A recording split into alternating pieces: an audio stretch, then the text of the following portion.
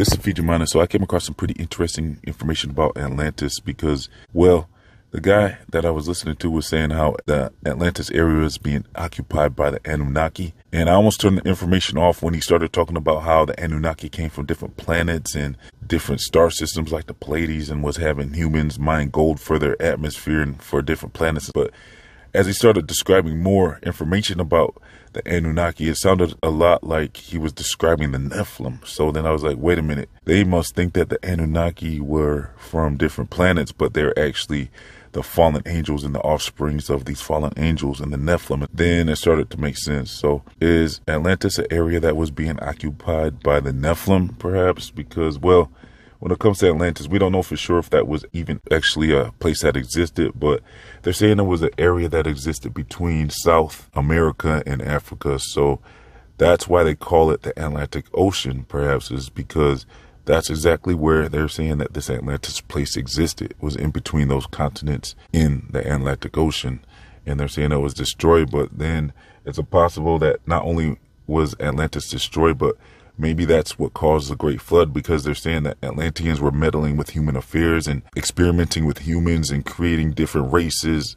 So when they say stuff like that, it almost makes me think of like the Book of Enoch was saying how the Nephilim came down and started mating with humans, and they're saying the Anunnaki was teaching people about different pharmaceuticals and information that they didn't know about, basically like metalworking and electricity and architecture and astrology. So yeah, that's basically connected with how the Book of Enoch was describing the fallen ones and how they were teaching people stuff and mating with humans and things like that. So if this got so bad that it was widespread throughout the world, that would make sense why they would had been wiped out by the Great Flood, because they were interfering with all these things to do with humans. So maybe that's why the flood happened, perhaps. But yeah, that's kind of where I'm at with this whole Atlantis thing, is that it sounds a lot like it's describing a place that was being occupied by the Nephilim.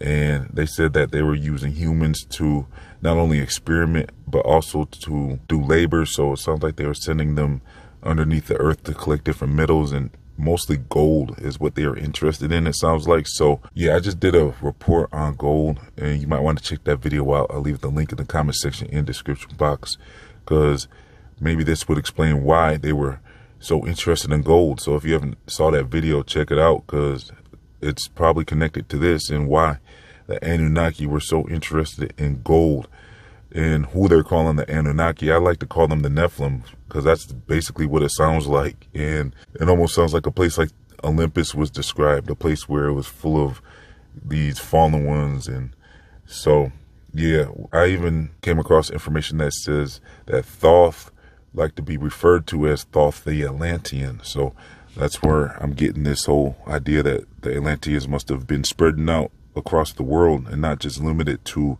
Atlantis. But yeah, if Atlantis was destroyed and sunken, maybe that's why they're finding pyramids under the ocean, from what I've been hearing. So like I said, maybe that's why the flood happened and they had to destroy basically the whole earth because of their interfering with humans. And Noah's bloodline would have been the only real pure bloodline after that, because the creator would have had to preserve humanity because of everything that these Atlanteans would have been doing. So this definitely sounds like a time before the flood. And yeah, all that stuff sounds like it could be connected to the fallen Nephilim. So let me know what you think about all this information. I mean, it would make sense that they would want to have people think they came from different planets, because what if they want to return as well? Like, if they want to return, people would be more willing to accept them if they think they came from a different planet system, instead of if they describe where they really came from, which was being kicked out of heaven and the offsprings of the fallen angels, which would be the Nephilim. So maybe that's why they created the heliocentric solar system model, was to convince humans and mankind that they came from different planets. And that would be their excuse if they ever wanted to return. And maybe that's how they got people to follow them the first time. So it's pretty interesting, a lot of this information. And then with talks about pyramids all over the world, different mysterious pyramids. And this all starts to make a lot of sense when you look at it like that. So let me know your thoughts about all this in the comment section. Now, I'm just brainstorming in this video, so that's about it for today. Like I said, I'll leave links for you in the comment section if you want to do more research with me on the subject. I'll also leave links to my other channels, my social media, my Feature Mind store, my free email newsletters, and much more.